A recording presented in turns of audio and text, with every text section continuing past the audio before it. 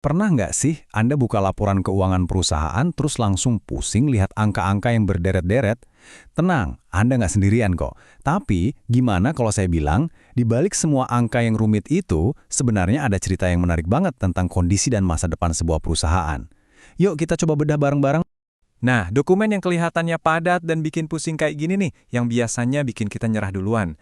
Padahal, justru disinilah kita bisa lihat denyut nadi sebuah perusahaan. Kesehatannya, strateginya, bahkan masa depannya, semua ada di sini. Kuncinya cuma satu, kita harus tahu cara bacanya. Oke, dalam beberapa menit ke depan, kita akan coba ubah kebingungan ini jadi pemahaman. Kita akan bedah laporan keuangan beneran dari salah satu raksasa energi di Indonesia buat lihat cerita apa sih yang bisa kita temukan di balik angka-angkanya. Siap? Mari kita mulai. Untuk studi kasus kita kali ini, kita akan lihat laporan keuangan dari PT Adaro Energi Indonesia atau yang di bursa saham kodenya ADRO. Kenapa Adaro? Karena mereka ini perusahaan besar dan laporan keuangannya cukup lengkap untuk kita jadikan contoh. Oke, sebelum kita loncat ke angka-angka, penting banget buat tahu dulu. Adaro ini bisnisnya apa aja sih? Banyak yang mikir Adaro itu cuma tambang batu bara. Tapi ternyata, bisnis mereka tuh luas banget. Ada logistik, transportasi, sampai pembangkit listrik. Kenapa ini penting? Karena ini semua akan mempengaruhi dari mana aja sumber pendapatan mereka. Ini konteks yang krusial. Pertanyaan penting lainnya, siapa sih yang pegang kendali di perusahaan ini? Kalau kita lihat, hampir separuh sahamnya dikuasai oleh Adaro Strategic Investment. Nah, dengan tahu siapa pemegang saham pengendali, kita jadi punya sedikit gambaran tentang kemana arah strategis perusahaan ini ke depannya. Oke, sekarang kita masuk ke jantungnya laporan keuangan. Kita mulai dari dua pilar utamanya. Aset, yaitu semua yang dimiliki perusahaan, dan liabilitas, yaitu semua utang perusahaan. Ini adalah fondasi dasar dari neraca keuangan. Kita mulai dari aset dulu ya.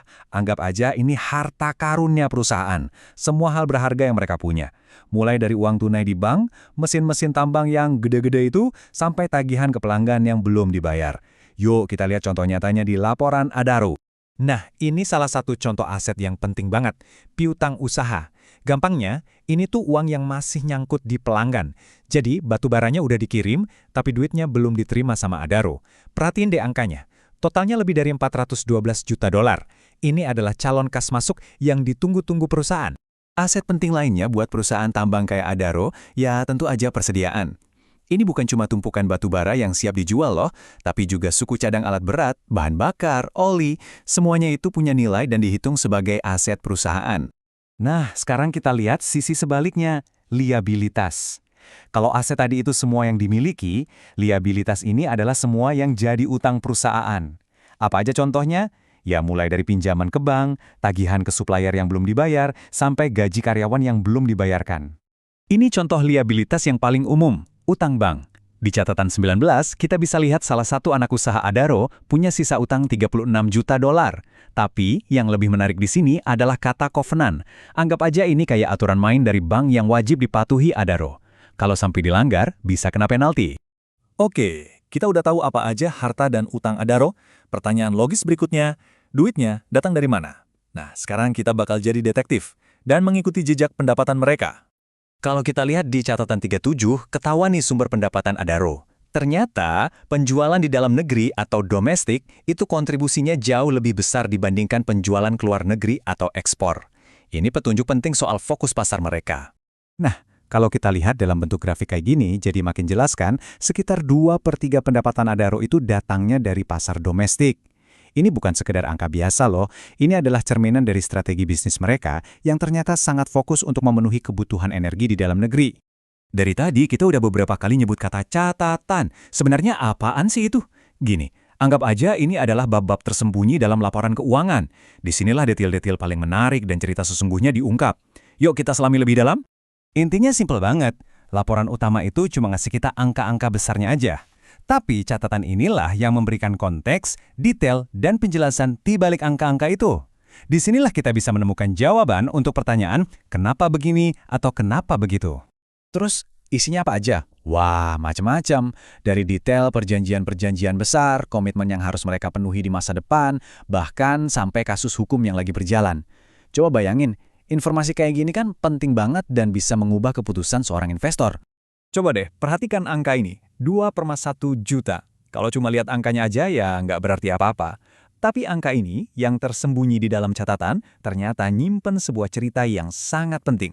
Dan ternyata, 2,1 juta itu adalah jumlah metrik ton batu bara yang udah pasti akan dibeli oleh pelanggan di masa depan. Istilahnya, udah di-booking. Ini kan artinya pendapatan yang udah terkunci. Informasi super berharga kayak gini gak bakal Anda temukan di halaman depan laporan, tapi nyempil di bagian catatan. Inilah gunanya kita teliti membaca detail.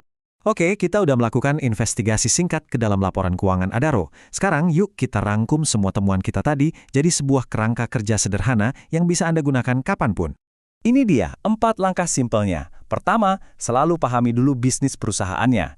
Kedua, bandingkan apa yang mereka punya alias aset dengan apa yang jadi utang mereka alias liabilitas. Ketiga, ikuti jejak uangnya, dari mana pendapatan mereka datang. Dan yang terakhir yang paling penting, jangan pernah lupa untuk gali lebih dalam di bagian catatan buat nemuin cerita lengkapnya. Jadi, laporan keuangan itu bukan lagi sekedar tumpukan angka yang bikin pusing kan? Itu adalah sebuah cerita yang menunggu untuk dibaca. Dengan 4 langkah tadi, Anda sekarang udah pegang kuncinya. Pertanyaannya sekarang, cerita apa nih yang bakal Anda temukan di laporan keuangan berikutnya yang Anda baca? Selamat berinvestigasi!